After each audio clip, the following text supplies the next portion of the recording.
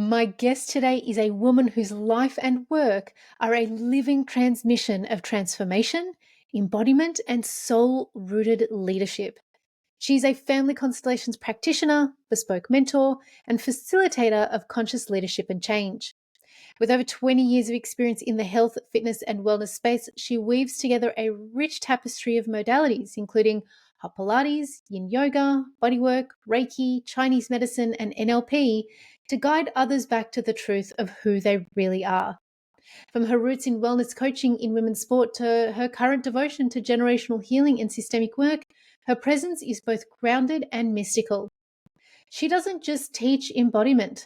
She is the embodiment of a woman walking her talk, dismantling inherited pain, and choosing to live a legacy of love. In this episode, we spoke about generational trauma and what's possible when we take on the path of healing. Enjoy the episode.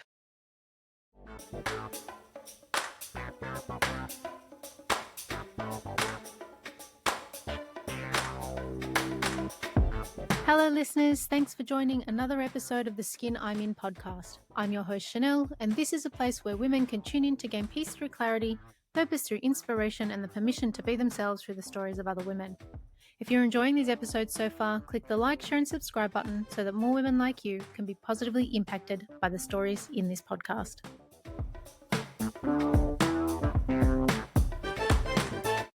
Welcome to the Skin I'm In podcast, Kat. It's such a pleasure to have you on the show. Thank you so much for inviting me on the show. I'm really looking forward to this. Oh, we're going to get stuck into all kinds of things.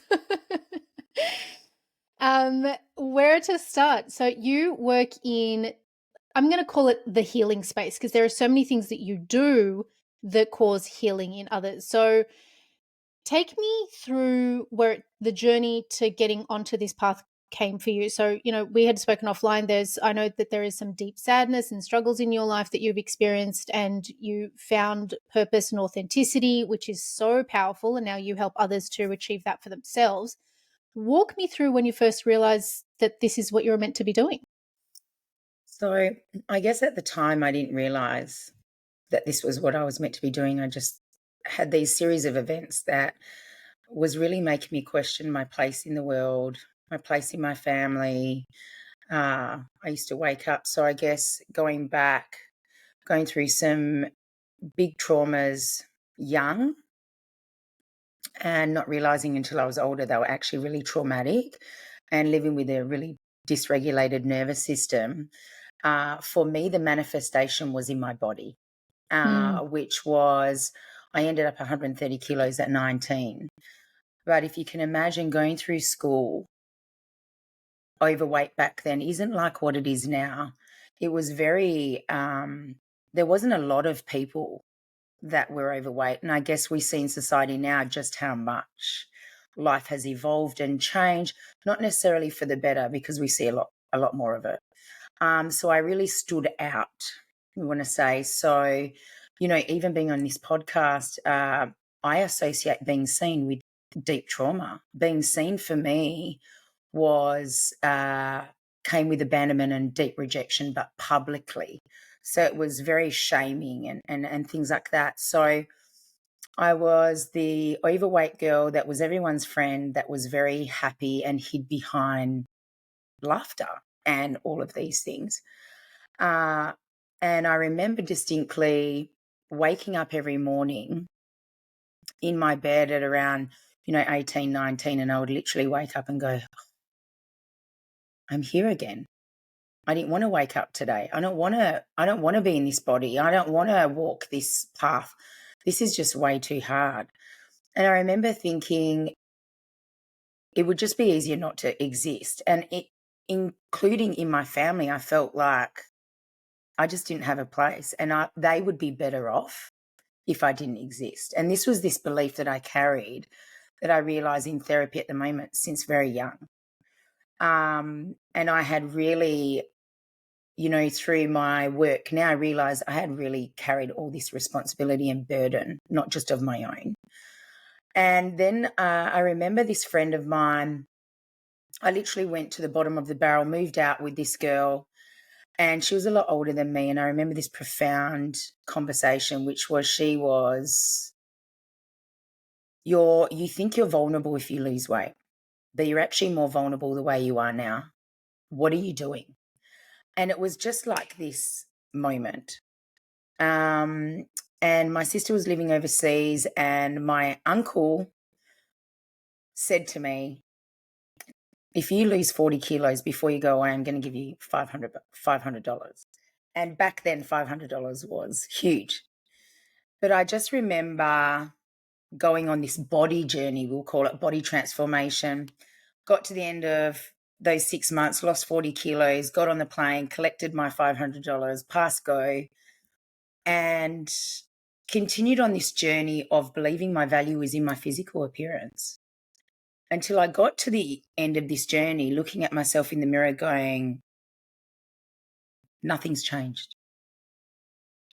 So that's when I really realized the transformation, that we are a society that's so fixated on our value being in how we look or what our achievements are or, the grades that we get. I was like, shit, you have to go inside.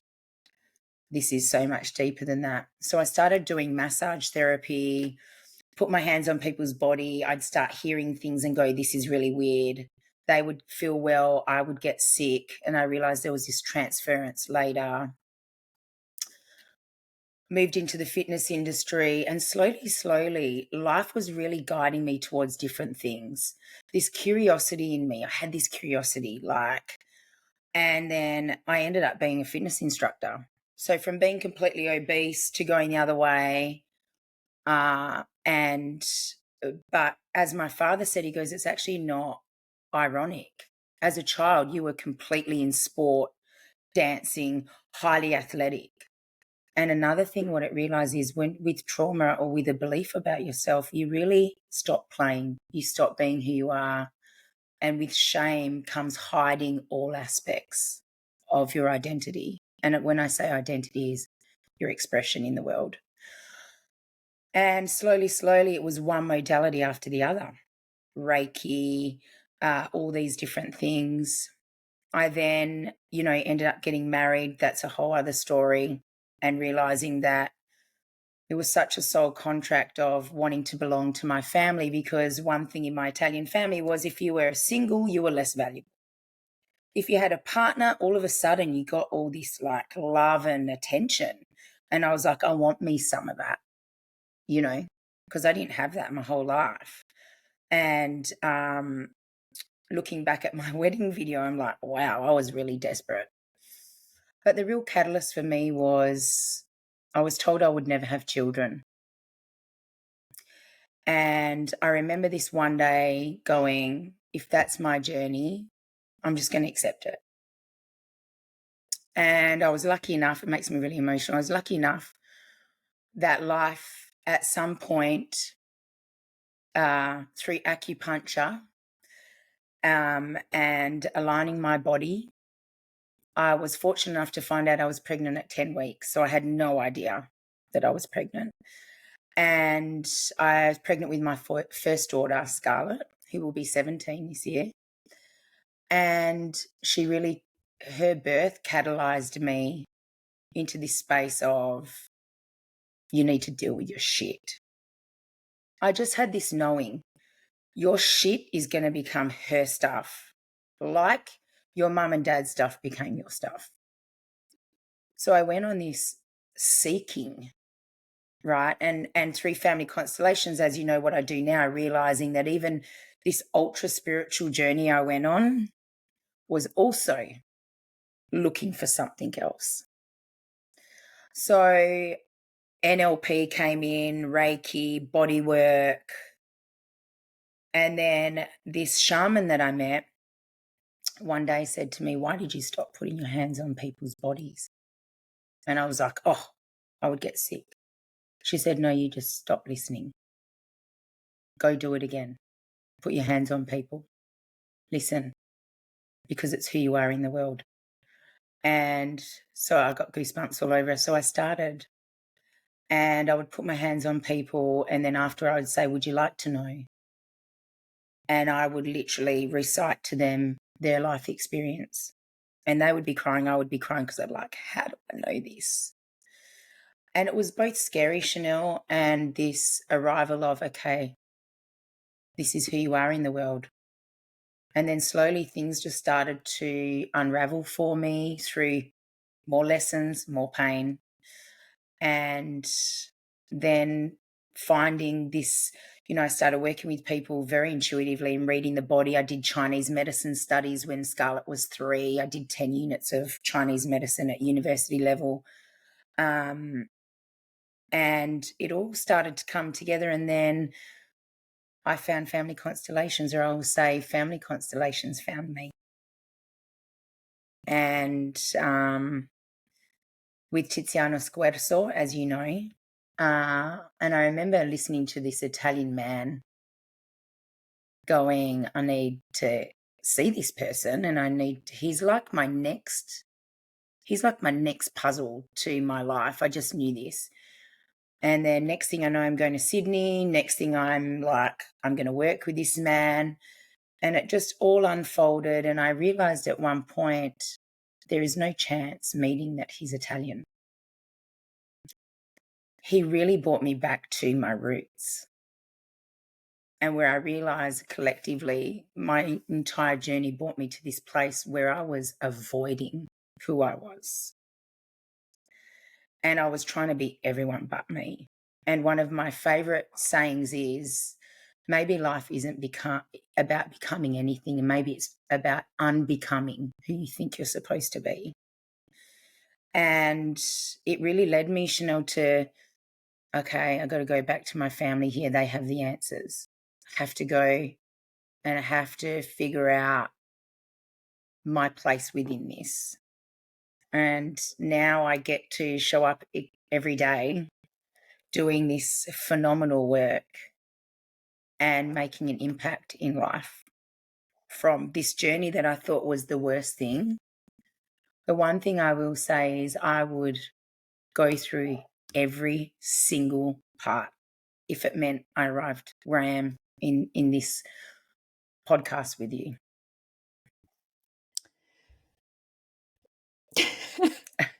I just need my box of tissues. Excuse me for a moment. Oh my God. Oh, lady.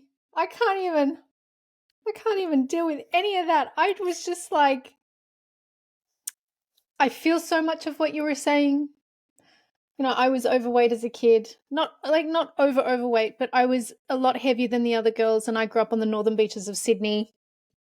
Wafer thin girls, wafer thin models everywhere. So I totally get that at that time, especially in the 90s, thin was in. It went from back to thigh, there was no booty back then. And so if you had any kind of shape, you were ostracized. And I was very much ostracized. And I was the only WOG kid in my school practically out of like another 3, maybe there was 3 of us. So I totally get that. And it's funny that you talk about that thing about being seen. It took me 2 years to get this podcast off the ground, not because I didn't want to do it, but because I was so afraid of people seeing me for who I am, for what I really believe in, what I value, and what I really want other women to know in the world, that there is things that we don't have to go through in life, while the bypass isn't necessarily important because that's, sometimes your soul's journey and that's what you need to do. But there are bypasses that are possible, and there are just some things we don't have to go through, that not feeling good enough, not wanting to be seen. And, for me, and I don't know if this was for you, but I honestly, truly believe that the reason I held weight on my body was because of me trying to protect myself, me having that emotional stuff going on. And I was just like, if I can just have a layer on me, I'd feel warmer, I'd feel more protected. And yeah, food has always been for me one of those emotional behaviors. I'm stressed, I'm like, I'm going to have a Nutella sandwich and think about it. You know what I mean? I'm like, Nutella wrapped up in a bit of Lebanese bread, why not? And that's how I would think, right? So yeah, so many things coming up for me right now that I want to ask you about. I think that given where I am in my life, and that piece about motherhood is really, really top of the thing for me. I'm a mother to 2 beautiful little dogs, but I'm not a mother to, human babies. And I would love to know, what was that thing? What was the thing that you heard within you? Like, I get that there was that piece about not wanting your children to go through what you did because of your parents. But there would have been a conversation you would have had with yourself, like a deep understanding or knowing. What was that for you? You mean with going to do deeper work once I became a Yeah, like mother? how it became a catalyst. Because I hear this all the time. I hear women say that being a mother changes you. Like, and I'm like, well, I don't really know what that means in the context of human babies. So, how Yeah, does it change you?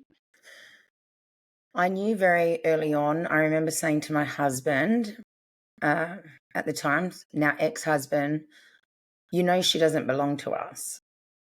And he's like, and I said, she doesn't belong to us. She's chosen us.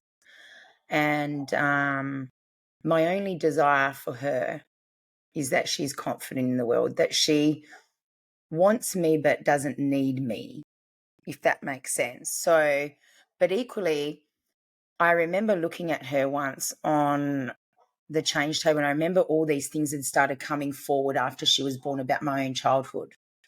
And equally, like sadness around it, and how I was loving her and how I didn't feel nurtured in that way. And equally, at the same time, I'll add my mum was with severe Alzheimer's very young. So she wasn't there, so I couldn't ask her those questions about myself. But I remember looking at her going, you can't wrap this kid in cotton wool. You can't change what her journey is going to be, but you can change yourself. And you owe it to her to change the things that are going to affect her. And I will say that I say to her now, and Ruby, the youngest one, you'll probably have therapy over me one day. And they'll be like, no, Mum. And I go, I got lots of things right now, but I had to get lots of things wrong. And I had to become the very thing that hurt me in the process. And your children show you, Tiziano said to me once, one child shows you the things that you love and accept about yourself already, and the other one shows you the things you have not yet learnt to love and accept about yourself. And his profound words vibrate through me all the time when I'm triggered by my daughters for one way or another. And I go, yeah, this is the thing that I'm learning to undo. And she shows me this. I don't get to criticize her in this space because she's just showing me what still needs work, if that makes sense. So I am It does. forever grateful that, life, I don't take it for granted becoming a mother. I worked in the fertility space. So when you say that about your own journey, it brings such emotion to me because I think there's a lot of people that, and it's not a judgment, that don't realize that there's this much. We don't realize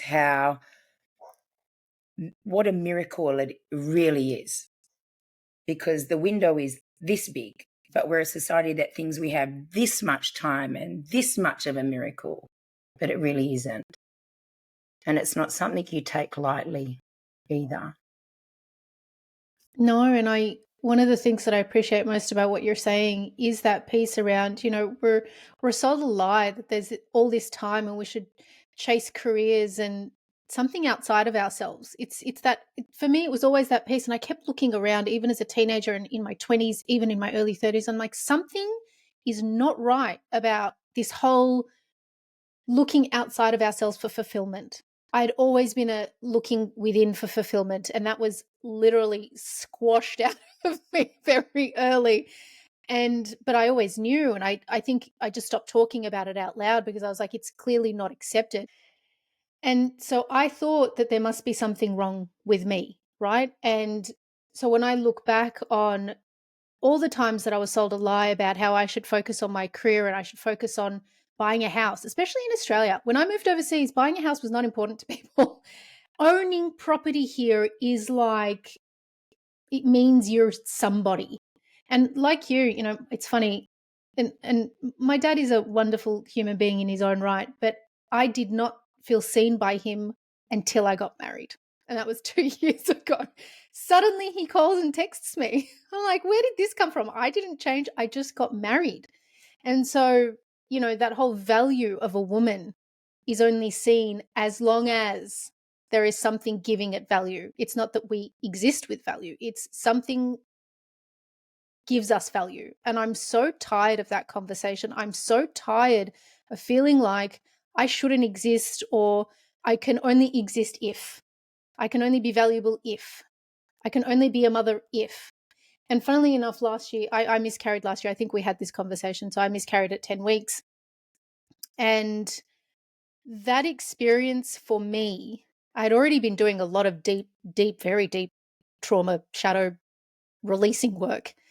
And I'd been doing, I had done 3 months of intense Chinese medicine and acupuncture 3 days a week. And that moment where I knew I was about to miscarry, I remember being like, no, I need to grieve, and I need to grieve until it starts, because it hadn't actually started. I just knew there was no baby in there. And I remember just sitting on my yoga mat and finishing, my half an hour daily practice. And I just sat there and I just started to bawl my eyes out, and I said, what is this here to teach me? And instantly I heard, we just wanted to know how badly you wanted it. Yeah. Oh, being moved to tears now just even thinking about it. I'm like, okay, I hear you. What do you want me to do with that? Like, how else do you want me to prove that? And so I've been sitting with that since it happened. And, I look at birthing in so many different ways now, because again, I thought I had no value because I didn't have children and a husband. I didn't have what I was told that I should have as a woman by my age, right? I would have had children much earlier if I could have. I just didn't want to settle for someone that didn't feel like this could be the father of my children, which I see a lot of people doing just for the sake of it. And it's very sad. But birthing for me has become I have become, more even so much, women to me have become, the womb space has become the portal of creativity where we birth who we truly are once we connect to that.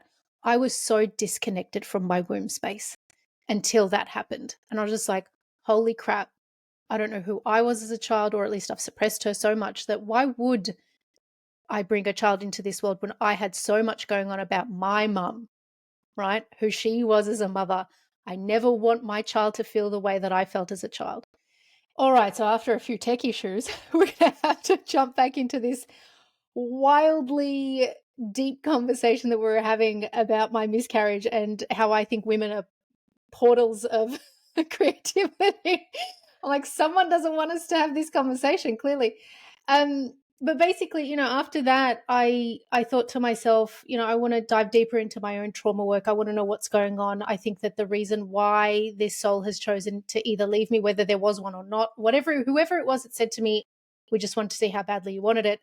I was like, let me dive in. And so I posted on a super crunchy Facebook page with lots of women in it. And I said, I'm looking for healing modalities.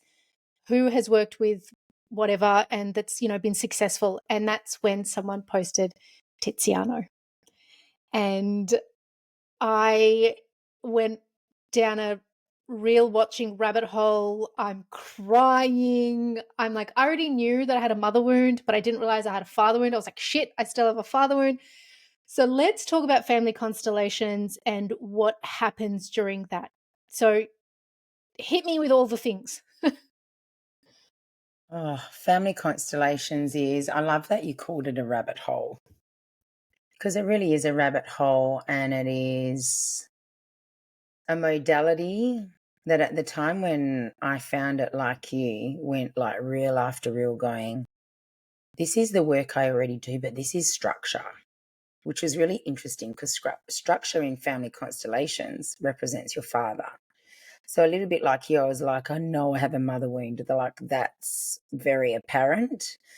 But equally, this structure, I was in and out of structure, was missing in my life, or boundaries also represents your father. So when I found this modality, I was like, great, I have this structure to how I'm working with people. And it allows me to allow these people to go a little deeper.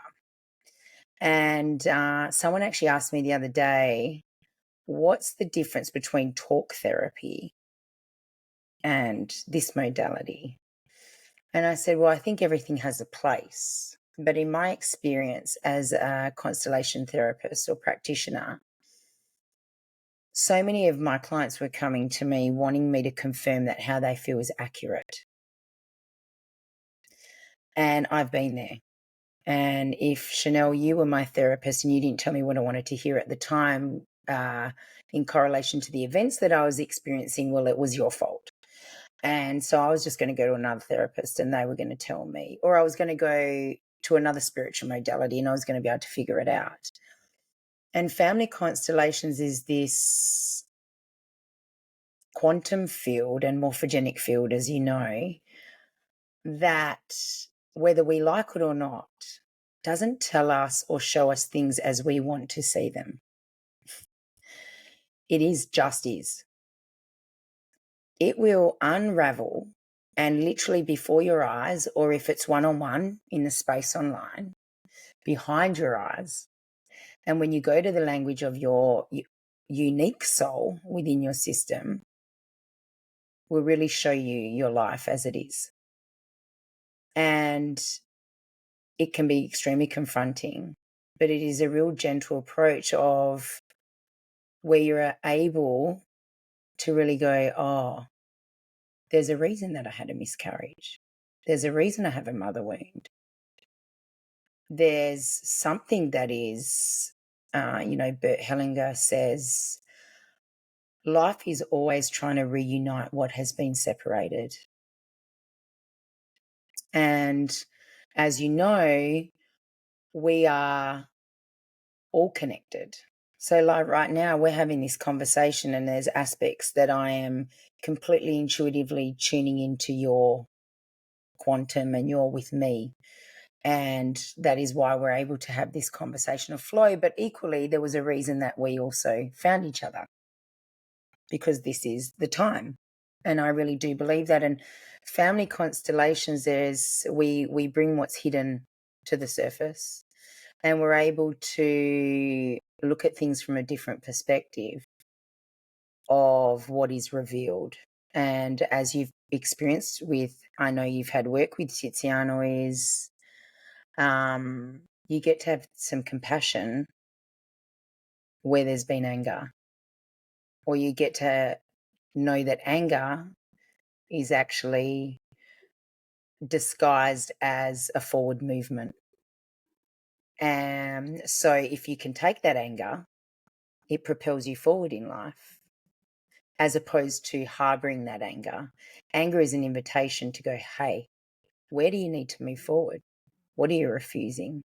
So family constellations can be experienced in a group environment. You can represent, or people can represent you and your family, or a lot of people prefer it to be in the one-on-one space, which from experience, I will tell you, is just as powerful, if not more so. So after talking to Tiziano, I was talking to my husband and I was like, I think I've been to someone else's family constellation. And I remember just before I moved to Melbourne, I used to have a girlfriend that lived down here. I met her through the Landmark Forum. I don't know if you're familiar with the Landmark Forum. But she's like, oh, I'm going to this thing tonight. And then we can like have dinner after or something, or we can, but I have to do this thing because I promised I'm going to do this thing. Do you want to come? And I was like, oh, okay, whatever. And it was people just sitting around a room and there was someone sitting next to the guy that, whoever he was, I knew him because he was a friend of this friend of mine. But there was something that, in a piece of paper that it was folded and he gave this to us. We had to put it in our pocket and then we had to do whatever felt right for us in that moment. And so I just remember dancing around like a ballerina and I was like, this just feels normal for me right now, playful, whatever. And anyway, afterwards he explained who was in that piece of paper, the person in the family who was on that piece of paper that was in my pocket. And it apparently made a whole lot of sense. I was like, I wonder if that's a form of constellations because we were there unpacking her family trauma and all that kind of stuff. And then he made us sit in certain ways. Some of us were kneeling, someone was standing above, and like all this kind of stuff. And we had to say things, and she had to say things to us. And I was like, I think I've experienced constellations. So it was really, really interesting. And I remember thinking from that day on, I was just like, oh, this is clearly something not many people know about. Because whenever I spoke about it, people were like, I don't know what that is. And I was like, well, I should probably not talk about it. It sounds a bit sacred. I'm just going to keep this to myself from now on. So what happens in family constellations that makes it so powerful? Because I know that Tiziano does that, it's speaking. My experience of it was very different. So is it that it's a different modality that he's using in terms of the reciting things? Because he asks you to repeat what he says, right? So what we're looking for is resonance. So resonance of, so say I was to get you to close your eyes, and then I was to say, bring your father out in front of you for me. And then something within me, a sentence comes up that guides me to say, you really let me down. Right. For therapists, I believe that family constellations isn't something you learn. And Tiziano feels the same. It is something that chooses you because it is who you are. Right. So as an intuitive therapist, what you're trying to do is get the soul to move. What moves the soul forward? What allows you to feel? What allows you to release sadness? So in that modality, that is one of the ways that therapist got you to move. But equally, what it shows you is energetically, you can play my father and I can play your mother. And if I close my eyes and enter into what we call the morphogenic field, when I'm concentrated, all of a sudden I go, I don't know why, but I want to lay down. And so we play these roles. So there's no right or wrong. What that man and how that man structured that constellation, that is just one way, if that makes sense. There's a magnitude of ways that we can set it up. So constellations is also, it's very sensitive. Like you don't play around with this kind of therapy. You just can't. Because remember, the field is also revealing things that person may not know. Secrets, family hidden secrets, things like that. And as a therapist, you need to be very discerning with things like that. Does that make sense? So there is a way, so there is a structure behind it. You're going with and you're following the guidance of the feeling, but not only that, what's revealing itself in front of you. So as a therapist, you have to be very concentrated. Actually, this person, Chanel, keeps looking at the ground. She's looking towards someone that's passed away. I need to ask some questions here. So we know visually, okay, she's looking at someone that's passed away, and I can then ask you a question, did someone die here? Tell me about this person. Is this making more sense? So there's no right or wrong. Each therapist will bring their medicine. My medicine's different to Tiziano's. And Tiziano's extremely gifted in his medicine. How would you describe your medicine then? What is it that you're bringing? I cannot bring to you a medicine I have not yet experienced. So if my medicine has taken me to this point right now, I'm 47 years of age. And for my 47 years, I realize I have a lot of medicine so far.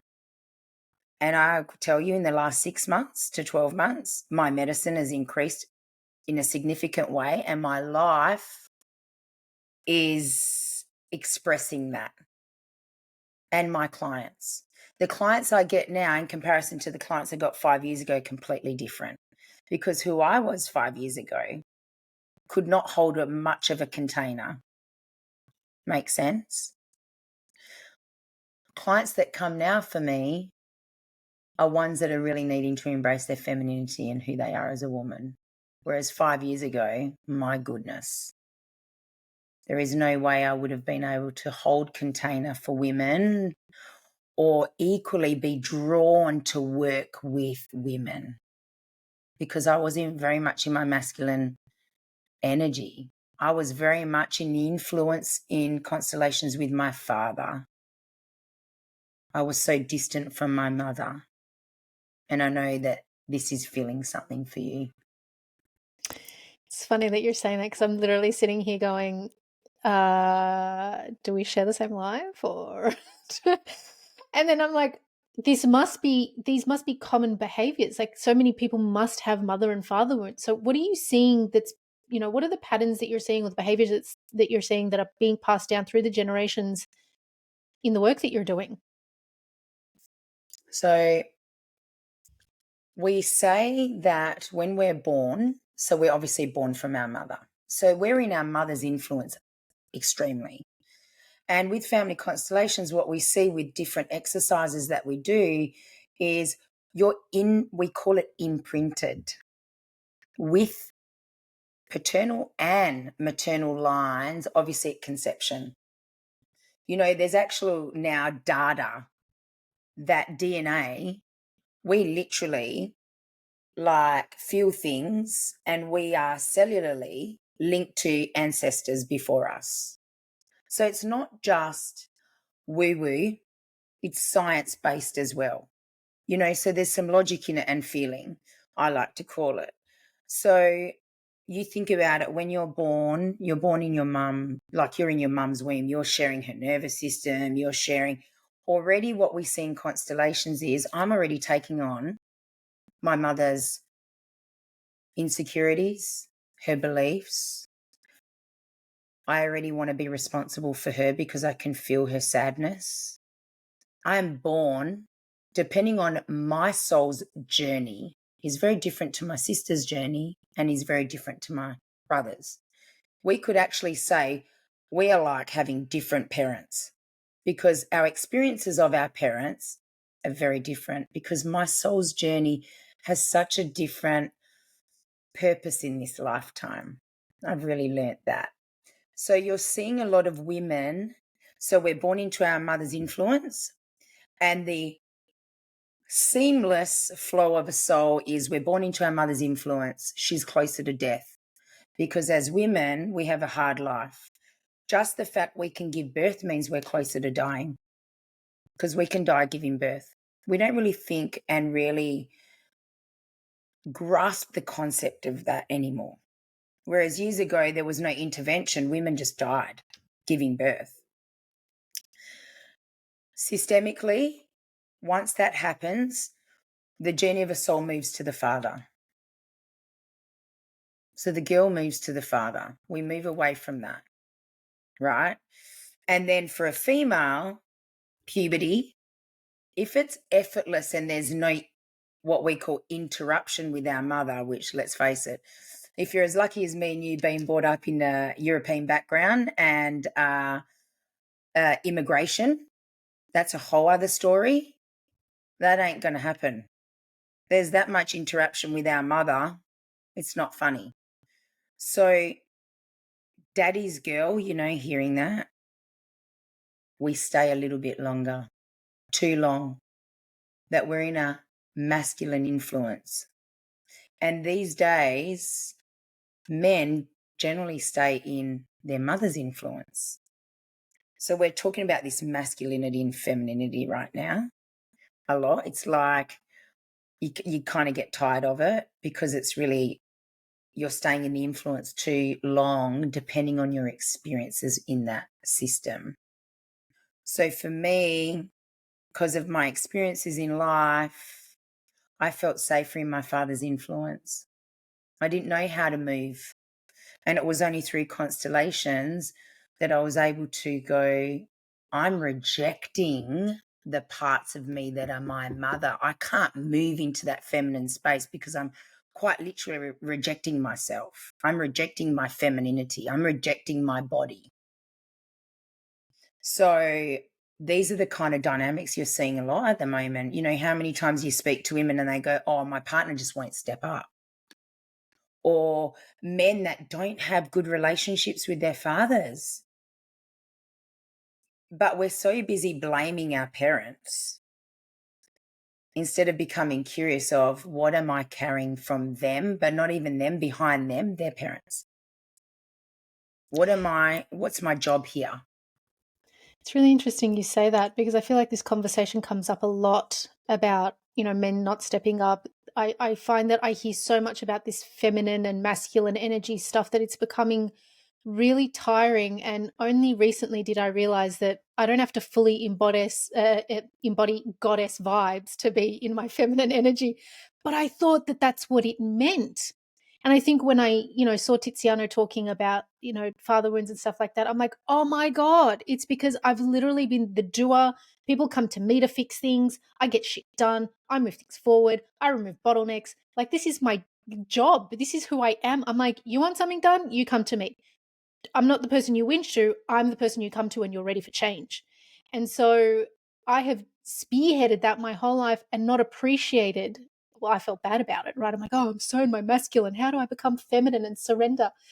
It's a balance. I'm learning it's a balance, and we have to learn what that balance is for us. And that in some aspects in our lives, in some seasons, being the masculine is of benefit, being in our masculine, because it pushes things forward, and then being in our feminine is of is vital, because that's what the season requires. I think for me, and I feel like a lot of the women who are listening to this podcast, or at least even this episode, and perhaps the ones that you come across, the biggest question I'm left with after conversations about the masculine and the feminine is that idea of surrender. That's something that I just broke out into a sweat instantly saying the word. So what does that even actually look like? What it actually looks like rather than what we think it looks like. If we come from a constellation point of view, the word flow comes to mind. Surrendering is trust. Surrendering is trusting life. Surrendering is trusting the flow of life. This looks towards our mother. So our mother's very key in lots of aspects, right? Mother is the flow of life. If we don't trust our mother, we don't trust life. How do I surrender instead of control? Yeah. And that control is a big one. I want to control this. If I get to control this, then I don't have to feel disappointment. I don't have to feel let down. So for me, when you say surrender, I took this big, deep inhale and I really exhaled, and I went, it's flow. It's the, trusting is a big word in surrender. What am I not trusting right now? Where am I still trying to control this outcome?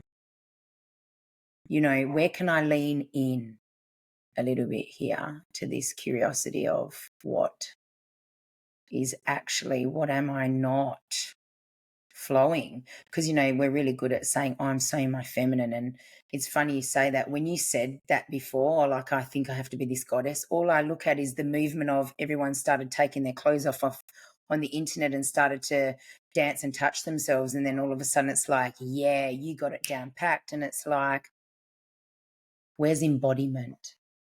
I look at it and the word embodiment. Where am I in integrity to this surrender? And am I embodying what I am saying? Or am I just still forcing my way through of what that looks like? Embodiment is very confident. It's very silent. To be a woman is embodying that. You're talking less about it. Do you remember a stage, Chanel, in your healing journey where you're talking about everything? Oh, you got to do this and you got to do that. Like, it's just amazing. And you want to heal everybody. This arrival and surrender is when you don't. And you trust that people come to you at the right time. And if the conversation comes up, that's the medicine, as opposed to dumping it or forcing it onto people. It's surrender is embodiment of your medicine. That absolutely resonates. And I think that when I first came out of the Landmark Forum, for anyone who doesn't know what the Landmark Forum is, it's kind of in roots in NLP. I'm a senior graduate. It changed me at a Like, it gave me a blank canvas to become whoever I want to be. And there are a lot of people that walk in there that come out the same way that I did. And there are a lot of people that walk in there and come out as absolute wankers. So, they take what they've learned and they use it to manipulate people. It's like that with every healing modality. And what you just said just really rang true, because I remember coming out of that being like, oh my God, I've had so many transformational moments throughout this weekend. I got to tell everyone about it. And I got to force everyone to do this because everyone needs this healing.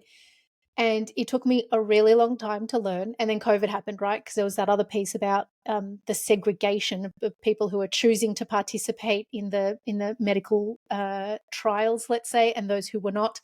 And that segregation pushed me even further to become more of a hermit.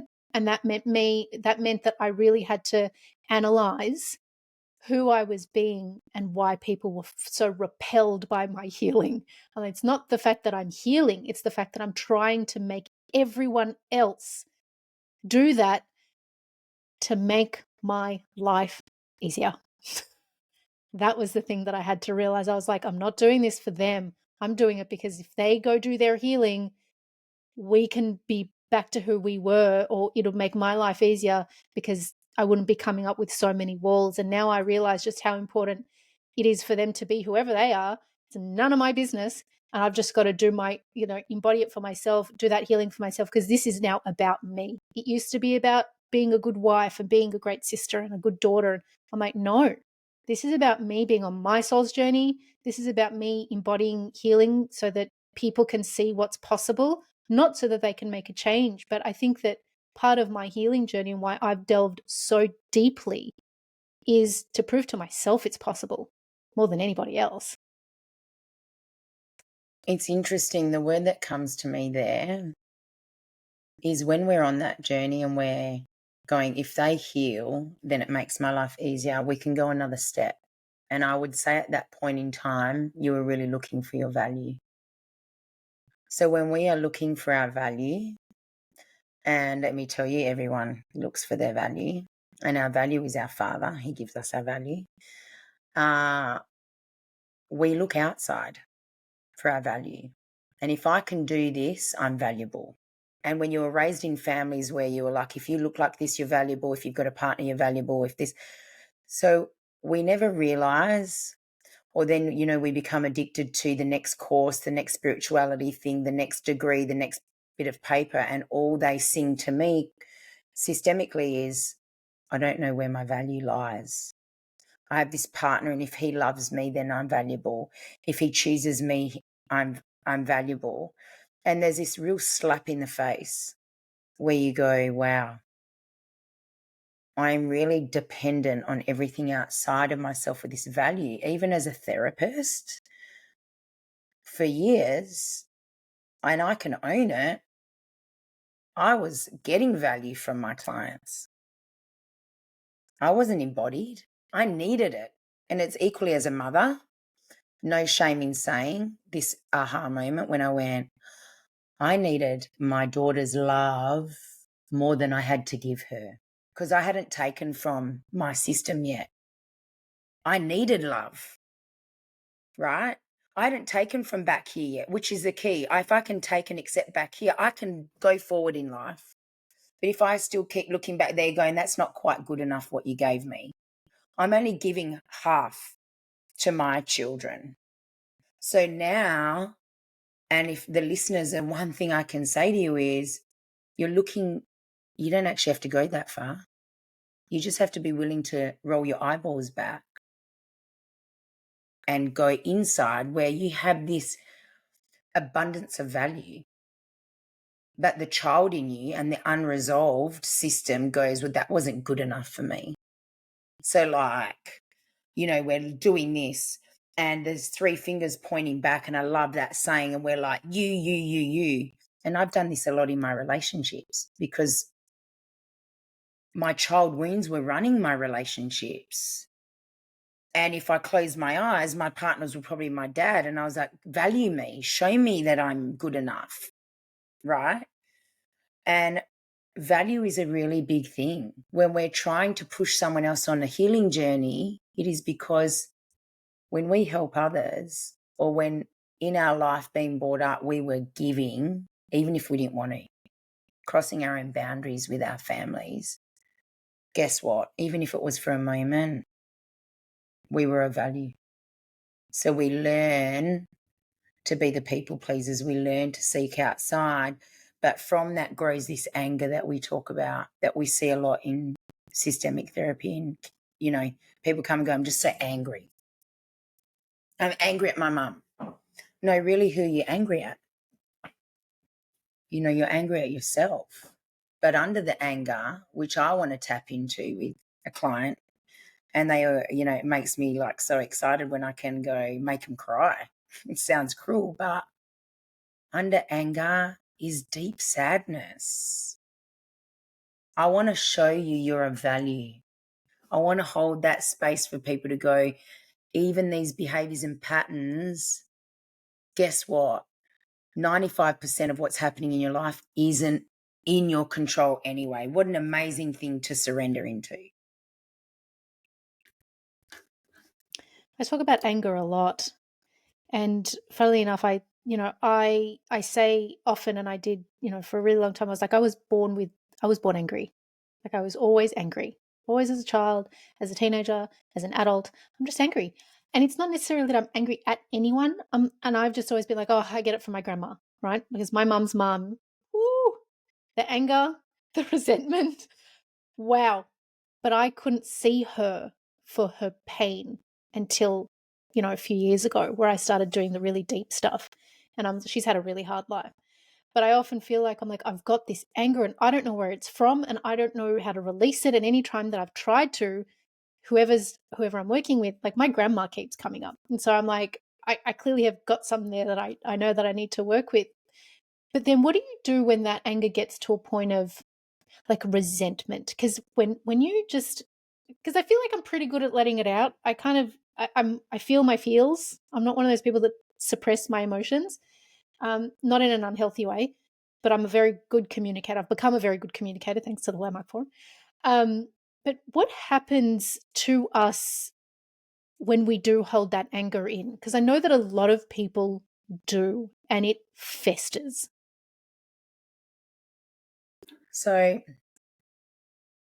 first I want to say this about your grandmother, because intuitively, obviously, it's going to arrive in my body. In those years with your grandmother, there's a lot of injustice for women and men.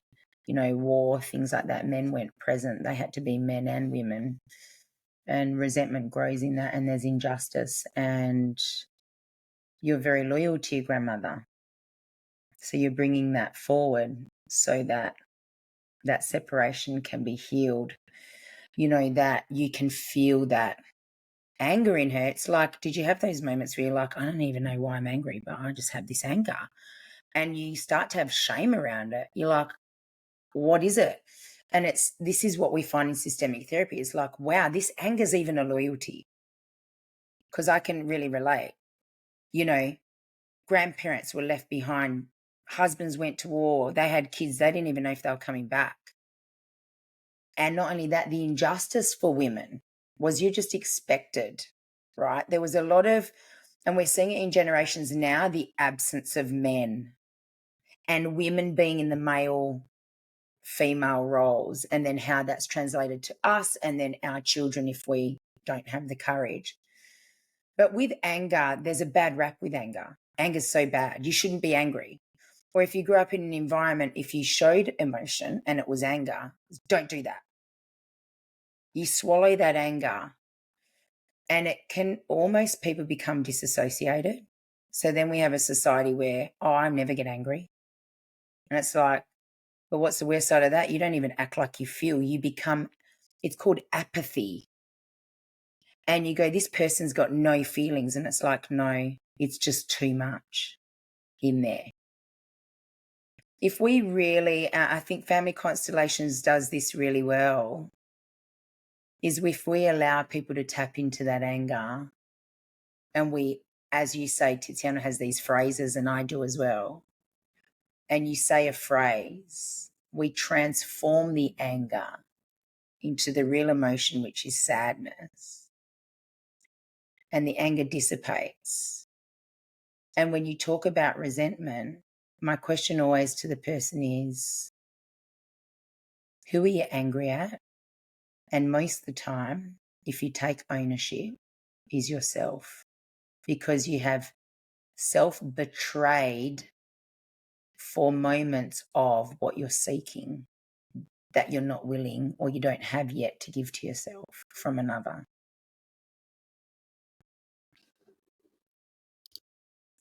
Trying to stop the waterworks here. Damn, woman. Yeah, I can feel that a lot. And it's funny, in the last few months, especially, and this podcast, thanks to this podcast, I've become a magnet for incredible women and men who are really in their masculine, something that I never realized, valued, or appreciated. My dad was never around. So I never knew what that looked like. And so I've been blessed with this platform, and, just being able to have these conversations. But one of the things that has really come out of what I have been calling my incubator the last 6 to 8 months is that I have been like, I'm angry at myself. Like, I really, really am angry at myself for so many things. And so I've started to journal and forgive myself for certain things and be like, I forgive you for doing that. I forgive you for allowing this. And I'm like, it's such a healing practice. People can come up with their own practices. I've always loved to write. And so that was what made sense to me. But that piece about being angry at myself, and, that is where it comes from. I wonder now what my sadness is about, because I wouldn't say that I'm loyal to my grandmother. She has been horrible to me and my sisters and my mother and all her kids. So I'm like, I wonder what that loyalty is, or what that sadness would be from. And granted, I come from war. I grew up, I was born in Lebanon. There were bomb shelters. We fled the civil war in 1990. My great grandmothers, or was it my great great grandmothers? They both survived the 1915 genocide of the Armenians and walked the desert barefoot with their children after their husbands were killed, and they survived. 2,000 survivors of all the people that were sent marching. My great grandmothers and their kids were a handful of those survivors. So I'm like, there's a lot. Like, I even just saying that, I felt power like behind me just then. That was so weird. I felt like they were coming through, and I'm like, I've got so much to be angry about of the injustices. So when you said injustice, I was like, no one's ever put it that way. And I think that's such a big part of me. Even when I was thrust out of my childhood, I never wanted to leave the country that I loved. I came here because my mum's like, we have no choice. And I'm grateful for it. Australia has given us a life, and I'm very grateful for my mother making that choice, but I still feel like I was taken away from something that I shouldn't have been taken away from, and it wasn't my choice. And I wish I had a choice back then, but I mean, I was like 5.5, so I didn't have a choice. But that it was coming through so strong for me, and like I literally feel my great grandparents with me right now. It's so weird. I've never actually felt that. When you speak of that experience, and thank you for sharing, because that's, profound, you can understand yourself a little bit more. And loyalties in systemic therapy, you don't get a choice. You're not separate Okay. from them. You're an expression of them, and your expression of what has been and what's still to become. And I think is to acknowledge your courage with what you do, because it's the courageous that are really rewarded, and it's not easy, but you're literally evolving your system.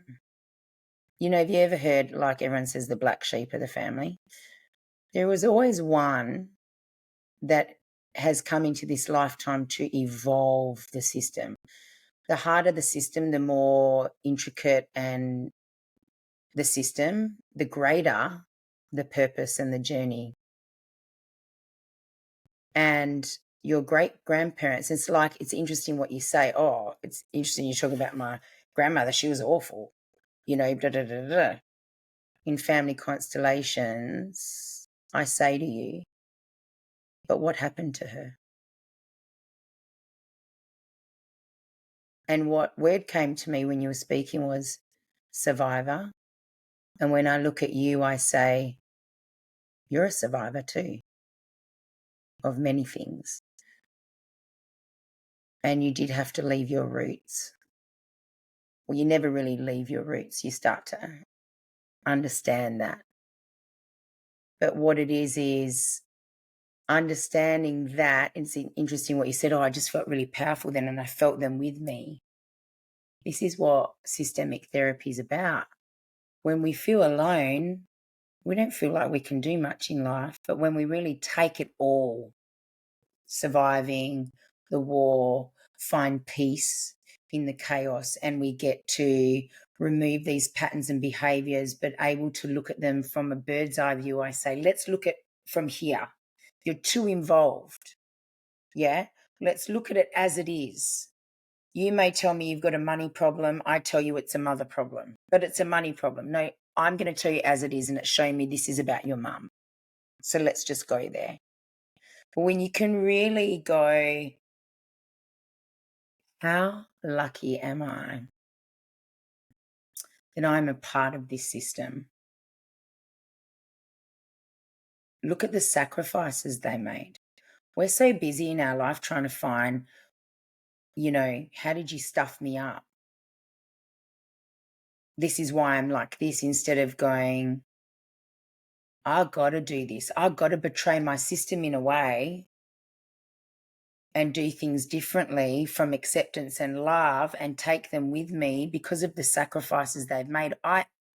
This is my purpose. I've got to do this. Does that resonate for you? Yeah, I feel like I don't have a choice. I'm like, I don't have a choice. Healing is what I have to do. It's been with me for so long. Yeah. Chanel, last week I had this experience with my father. And if you told me 5 years ago I would have had the experience with my father, I would have gone, no way. Italian man, typical, left at 10 years of age, come to Australia. My grandmother was there for 7 years with 3 children. I also carried so much of her injustice for such a long time, and felt so disconnected from her, which now I have just such an appreciation and love for this woman who's still alive at 99. And,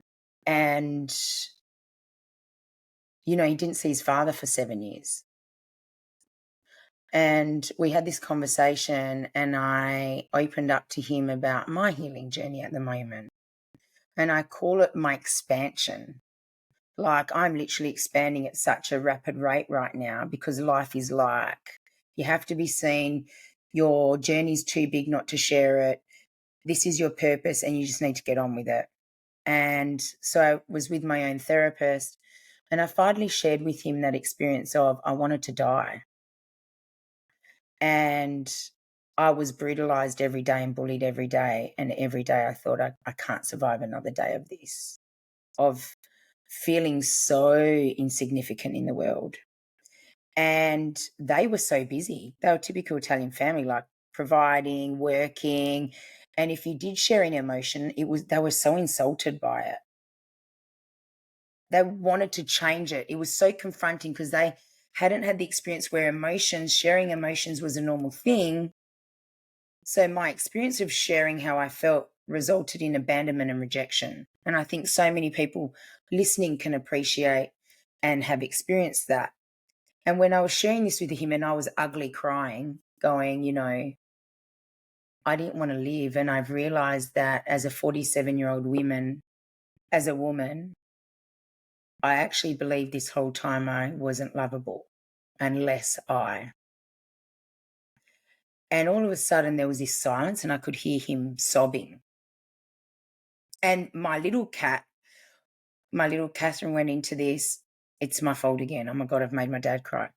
And then all of a sudden he said, through tears, for any of those times that I was responsible for how you felt as your dad, and I did not know, I'm so sorry. And I was like, is this actually happening? But, Chanel, there was this profound moment where I went, this is what we talk about in systemic therapy all this time. I thought, if I can get them to see, if I can get them to change, If I can get them to understand me, why don't they see me? It was actually simpler. I just needed to understand me. I needed to show them who I was and not be ashamed of these parts of me. And I realized in that moment, my courage didn't just heal me, it healed my entire system. All of a sudden, I was a daughter to my father, and he was my father, and I had restored order in my family.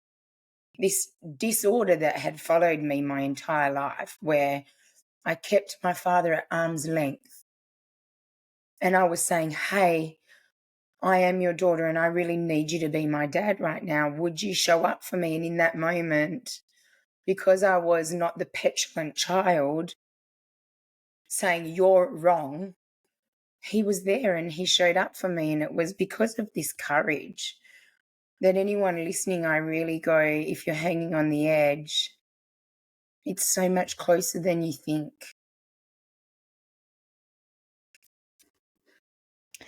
That's so beautiful. And I guess one of the things that leaves me with is that it's possible to do this healing without the person being in the room, because it really doesn't have anything to do with them being there. It's all within. There in your soul is connected. We're never separate. I'm not separate from you. And we talk about this in the quantum. We're all connected. Sadly, at the moment, I feel like we're a society that, we think we're connected because we have these platforms, but we're only showing the parts a lot of the time. I know with some of my clients, I'm like, hey, you think that because you're showing you have this amazing life, but you're sitting in front of me saying how much you hate it, may be part of your chaos and struggle with yourself. There's no integrity to that. And you're hurting yourself. There's shame. We are connected. We need to understand that there is a shadow aspect and there's unresolved and there's entanglements that we bring into relationships a lot. We become entangled in each other's systems. You and your husband bring into that relationship what is not yet resolved. You can't hide from that. Yeah. I speak very openly on this podcast. I feel like, many, many years ago, I was living in Montreal and I had gone to see a therapist. First time I had seen a therapist by choice. In the first couple of years that I was there. And she looked at me and she said, have you ever thought about writing a book? And I was like, no, who would want to know about my life? And she's like, do you understand what you've been through? And that people would see value in that. And then when I think of who I was then to who I am now, I've been through so much more now. And, I say to my husband, in the last 2 years, it's almost like he's shown me the parts of myself I hadn't been willing to look at. I thought I'd done so much healing already. And I mean, I had to that point, but it has been so confronting to be able to see the parts of myself who I am as, a wife, and all I know is my mum, and my parents split up when I was 7, but just to see how confronted I have been and how much I keep hearing, sit in it. Don't do anything, sit in it. And I was like, I don't want to watch this movie. This is not fun. Just keep hearing, sit in it. I'm like, all right, okay, I'm just going to sit in it. I'm just going to sit in this. But, and that's why I am so open about my journey, because I feel like a lot of us hide who we really are, especially as women, because of the shame and the guilt. We haven't become who society's telling us to be. We're not, glamorizing certain things. And I feel really a pull to, what you were saying before about being that goddess, embodying that feminine goddess and having to take off clothes. I think that women have kind of missed the memo of being in your feminine does not require being naked. It's got nothing to do with the shape of your body, nothing. It is embodiment. It is surrender. It is trust. It is nurture. And we have become so disconnected from that wisdom. And by design, I mean, it's by design. I know it's by design. There are many people that don't know that it's by design, but it is by design to make sure that we forget who we truly are and what we are here to do. It's really true. I think you and I spoke about why aren't we celebrated anymore for our characteristics of what makes us a woman, but we're celebrated for aesthetically what makes us a woman? You know, and it's interesting, you hear conversations now of, you know, that boss babe era, you know, which kind of gives me the heebie-jeebies. And but you know, there was times where I bought into that narrative. I should be doing more. I got to do more. I got to bring in this. I got to do that. And everyone's going, oh, why are women so angry? And why are men so suppressed? Because we also, as women, haven't learned to receive. Like when I say receive, sometimes it still like makes me kind of curl up into a ball. It's like, am I allowed to receive? Do I deserve to receive? But women are very receptive, right? But we need, and I can see some change, but we need to celebrate ourselves for our characteristics. What makes me a woman isn't that I go out to work and make six figures and that I can prove to the next man that I can keep up with him. I don't want to be seen as that. I don't want people to remember me as that. You know, I want women to go, to be confident in saying, you know, I stay home and look after my kids, without other women going, is that all you do? And it's like, are you kidding? It's not all you do. There's so many other things. So I hope there's this big shift that continues where there's no shaming around these characteristics of us that, you know, women are so in their head. We're so in the mind is our dad, is father, and we're so avoidant of our bodies. We're connected to our bodies aesthetically. Like we're either bashing them to be a certain way or we're having surgery for them to look a certain way and things like that. But the real flex is when we can embody the body and go, wow, when I tune into it, there is no struggle. It kind of leads me and it gives me the things that I need to know about myself. And it brings me just quickly to men get a really bad rap. And I can equally say that from my wounded masculine, in my own personal or intimate relationships, the impact that's also had on my partners. And I think it's really important to do this work so that you can show up and own that. So we're wanting men to be a certain way for us, but equally, when we're not in that receptive, nurturing, we also equally, you know, is that balance of just like we have needs, they have needs. Just like we need them to show up the way we want them to show up, they also need us to show up so that we can have this polarity. I love that you mentioned that, because I think that, and even in my life, and not so much that I beat men up in any kind of way, I just didn't think that they were necessary in my life. I'm like, I can do everything myself. What value do you bring? I actually said that to someone that I was dating. Like, can you imagine being on the receiving end of that? I'm like, what value do you bring? And they couldn't answer. And I'm like, well, that says everything about who you are. And now when I think of who I was to say that, who do I think I am to say, what value do you bring? What? So, yeah, I can totally feel that. And I'm glad you've called that out, because I feel like it's not just a movement to take away women's rights, it's a movement to take away men's rights at the same time. And we've gotten to a place where men can't speak up, women can't speak up, no one can speak up. You know, that suppression of voice and who we are, it's stifling, and it's everywhere. We celebrate hyper independence. I remember my father teaching me really young, which was a really bad lesson, and I have to tell him this, was when I started going out, he said, if someone buys you a drink, you say no unless you can buy them one back. And I, in that early ages, I shouldn't receive. But it's quite normal to feel guilt. In systemic therapy, we say you want to be happy, you have to feel guilty. Without guilt, you can't feel happy. It's true. Like, to receive, you know, you feel like, oh, I feel a little bit guilty. receiving this or saying no. Oh, I feel a little bit guilty. It's actually normal. It's actually a really normal experience. And it is so, important to, witness yourself and the blockages that you have. We've got this ultra, it's interesting what you said to that partner, I don't need you. And, in systemic therapy, we say, show me someone that's in that hyper independence, or we call it arrogance, because under arrogance is anger, and under anger is sadness. Pride, we call it. They're very prideful. Show me a prideful person and they're lonely. They're a lonely person, because if you don't need anyone, if I don't need a man, or if my choice is a woman, if I don't need a man, well then, why would one come into my life?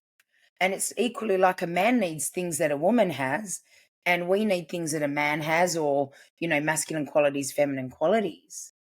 But we now celebrate, oh, I go on holidays on my own, and I can do this on my own. And it's like, it's actually, I think it's really sad, and I actually don't feel like it's something to celebrate. I don't know if you've seen the movement about women becoming single mums. There's this whole movement apparently on TikTok about people being like, well, I'm a single mum. I never have to go to my in-laws' house for Christmas, winning like type thing. And I'm like, coming from a single mum, let's straighten that thought out, shall we? Because it's not fun being the kid of a single mum. Like, she is not there. My mum was not like emotionally there ever, because she was worried about putting a roof over our heads, trying to have a stable job. How is she feeding us? How is she going to pay the rent? Like, all the things. Like, there is nothing to be happy about being a single mum. And I think that part of the reason, I'd love your perspective on this, part of the reason we're having so many identity struggles right now is because we're in often a single parent home. There's no example of a mother and a father. It's so easy to, walk away. And granted, I'm sure that there was a time where women didn't walk away because financially they couldn't, and they were stuck in marriages that were either abusive or made them unhappy. I get all of those things. Now we have the financial stability where we can say, this isn't the life that I want, and we can walk away. But I feel like it's so easy to walk away now, that it's celebrated for, part of that boss girl era of, I can climb up the corporate ladder. I don't need to be married. I can take care of myself. I can take care of all my own needs. I can raise my kids on my own. I've got all the money that I need to be able to do that. And it makes me sad, because I'm like, yeah, but what do your kids need? And it's not to say stay in a marriage that makes you unhappy, but what are you doing through that separation or that divorce? I can tell you, as someone who's experienced a horrific divorce of my parents, that it is not fun when you're the kid and you're stuck in the middle of that. And so I see that a lot. And I'm like, you guys have to think about consciously what your intention is, and, with the separation, and make sure that your kids not are protected from it, but that it's harmonious as much as it can be. Like, be conscious of what you're doing in that space, what you're saying about each other, Systemically, I'm glad you said that. Systemically, I get messages constantly. Oh, I think I want to get a session for my kids. They're doing this, they're doing that. And I said, look, unpopular opinion is you need the work. What do you mean? But they're doing this. Yes, they're representing something. They are showing you. Children love the most. So you're a child of divorce. I have children from divorce. And the one thing I've always said is, I'm never going to speak badly about their father. Even if I think things, they have their own journey with their father, that they are, let me tell you, every soul's equipped for what they're going to experience. And sometimes as a parent, it's really hard to watch, right? But the best gift a parent can give a child of divorce is their own work. Yeah, because when I'm focusing on my kid doing something, what I'm really saying is, I don't want to look at how I've contributed to this. Children are the most loyal. And when children of divorced parents, you see a lot of the time, even if it's not your intention and you have a harmonious divorce, they feel this guilt if they like their dad's next partner.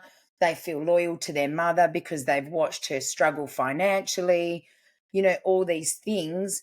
And a lot of the time, this is where we see disorder in the family, where if they see a mother struggling all the time, they don't feel they have a mother because they became the mother to their mother.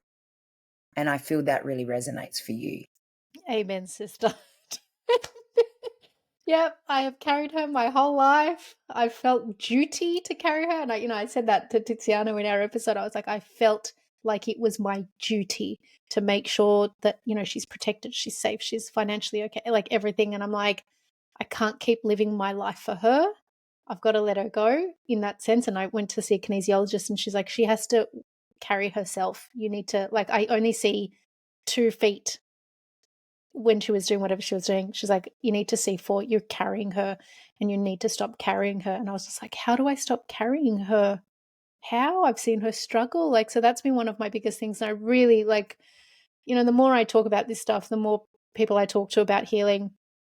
And I had the most recent episode that went out was about shadow work. She was a shamanic shadow work healer type person. I butchered that. Sorry, Jessica. She's going to listen to this. She does shamanic shadow work. That's what she does.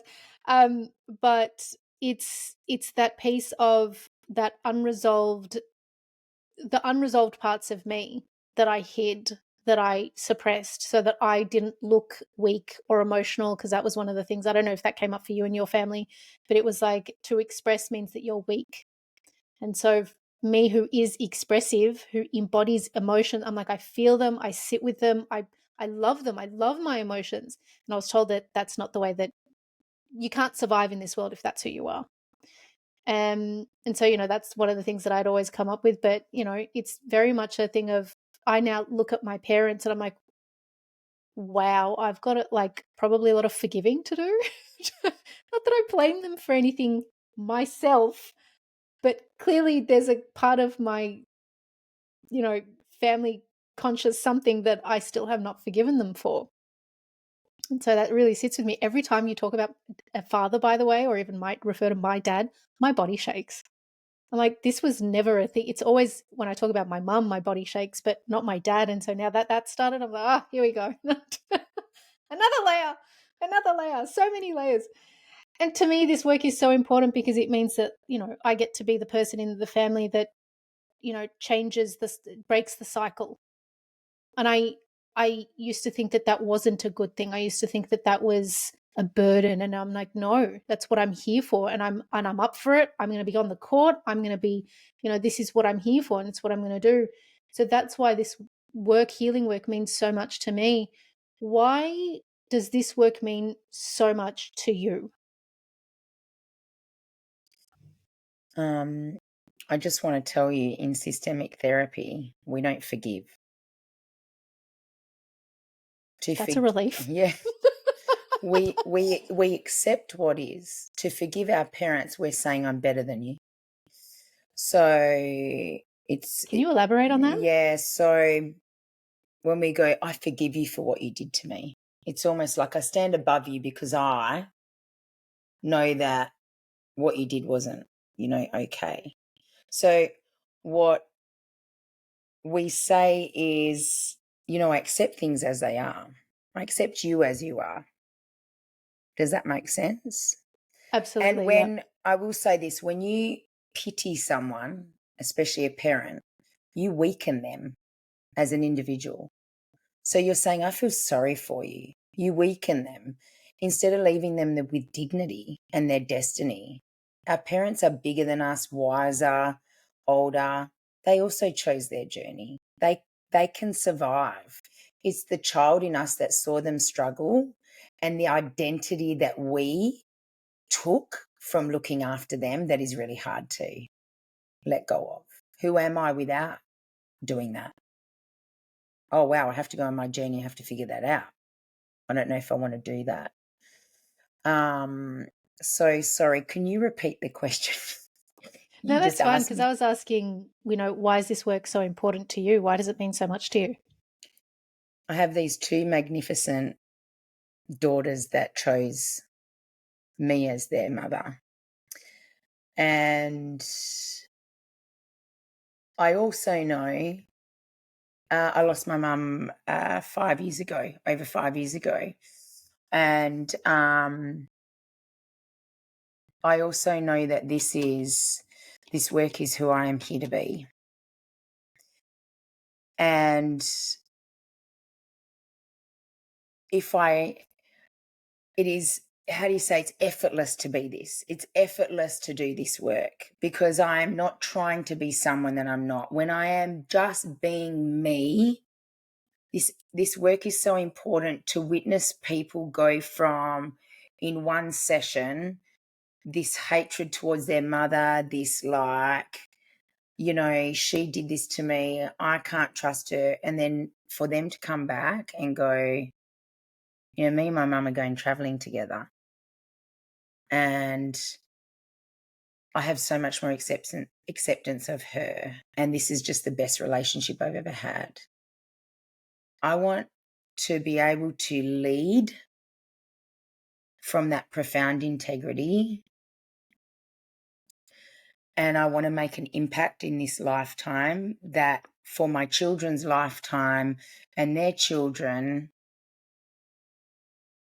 that leaves a mark, if that makes sense. Also lead my daughters to go, like I say to them, what you become is less important to me. Who you become is the most important thing you will learn in life. And if you don't figure it out right now, we're a society like, what do you want to be? What are you going to do when you finish school? And I'm like, who are you being right now? Because I say to them, Scarlett, Ruby, you may not figure out who you are till you're 40. But if there's one thing I can tell you is who you are meant to be in this world, you will always become. One way or another, it doesn't matter what age. That's why this work is so important. Steve Jobs said, you can't join the dots looking forward. You can only join them looking back. That all those things that I experienced brought me right now with you, talking about the hard things, not avoiding talking about my family life, because I love and appreciate my system. I don't blame them. And I can talk from a point of absolute love and acceptance because they didn't have that. We have so many resources as a society right now. And I want to leave, I think, as an individual, one thing that is our core purpose is we need to leave the next generation better than the last. Then we're evolving. There are so many elements to that that gave me hope. It's when I think of legacies, what you're leaving behind for your girls, what I want to leave behind in my life. I think to myself, we're all put here to have this conversation in this moment for a reason. And, it's funny you brought up black sheep earlier. There's actually a word for it in my language that I was called my whole childhood. So I was always different. But anyone who's listening to this, and if they feel like their life doesn't resonate with them, or if they feel like, doing this work means that they've become ostracized from whoever else in their life, because let me tell you, when you start doing the work, the people who are not meant to be there will fall off. Don't grieve them. They were never meant to be on the next part of your journey. It's one of the things that I, learned deeply because I grieved and I was like, why are they not in my life? I love them, whatever. And it can be family too, right? It doesn't necessarily have to be friends or partners, but there's something to be said for doing this work, and there's a lot to be said for who you become by doing this work. And so when you think of the woman that you are today, or even if the woman that you were back in the days, like, what do you love most about being a woman, and especially the woman that you are today? The fact that I unbecome and all the aspects that I thought I should be that made me desirable or lovable. that I'm really courageous. Women are courageous, and that being a woman is being graceful and is about being, in the body. And women have this intuitive wisdom. That's what makes us women and makes us really special. And I love that the most, and what I've discovered now. The woman I am now is very different to the woman I was last year, but even yesterday. And I think that's pretty powerful. And who I will be tomorrow will be different again.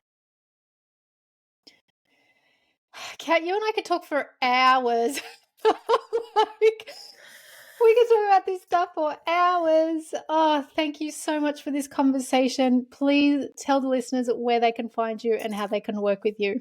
Okay, so currently I'm actually in the process of building my website, but Great. currently I collaborate and work alongside Tiziano Squerzo, which I was really fortunate. We've been collaborating now since 2023. We've been doing a little bit of an Australian tour this year, and we did last year. We've got workshops coming up. We've got one in Perth on the 3rd, I think it's the 3rd and 4th of May. It's a weekend workshop. And we have one in Melbourne coming up towards the end of May. And so I have an Instagram, which is Catherine _ Pulitano. So if anyone goes there and feels resonance to work with me or to come and participate in a workshop, you can go to my Instagram, and I'm located there. And I hope you and I get to have more conversations in the future. I've really loved being a part of this and extremely grateful for you. Oh, thank you. Absolutely. And I'm actually going to put might put the tour dates, or at least a link to Tiziano's website, so that people can see when you guys are and where. I'm really excited about having you guys in Melbourne. Yes. I'm going to try and be there. I actually have just started volunteering at an animal shelter, and that's on Saturday. So, but I'm like, this is important. You guys are here, so I'm going to try and be there for that weekend. But for the listeners, if you are interested in connecting with Kat, I will include in the episode description and across socials links and ways you can do that. So if you haven't already, head on over to Spotify and Instagram and follow the Skin I'm In podcast to be the first to know when new episodes drop. Kat, thank you so much for being a guest on the Skin I'm In podcast. Thank you so much.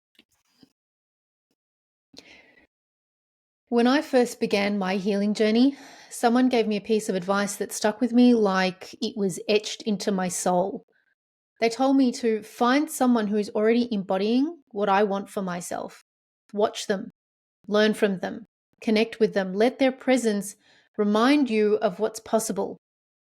So I do my best these days to surround myself with people who live in the frequency that I'm trying to rise into, because proximity to that kind of energy, it is what pulls you up. You cannot stay around a bunch of sheep and think you can be an eagle. That's another thing someone said to me. Are you going to fly with the eagles, Chanel, or are you going to stay on the ground with a bunch of sheep? That also really resonated with me and still does to this day. Kat is becoming another one of those people for me.